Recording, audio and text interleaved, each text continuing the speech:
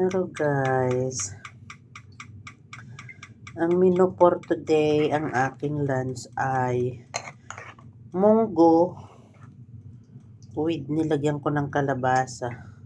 Ang sahog ay hipon. Tapos first time ko din magluto ng kalabasa ay ng munggo. Nilagyan ko ng gata. Nilagyan ko ng gata guys.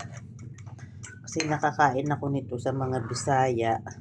Sa amin kasi ang munggo hindi ginagata, hindi nilalagyan ng gata.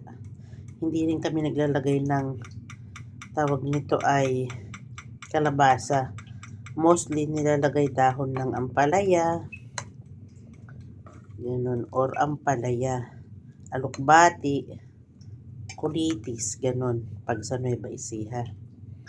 This is the first time I will cook the munggo with kalabasa at gata.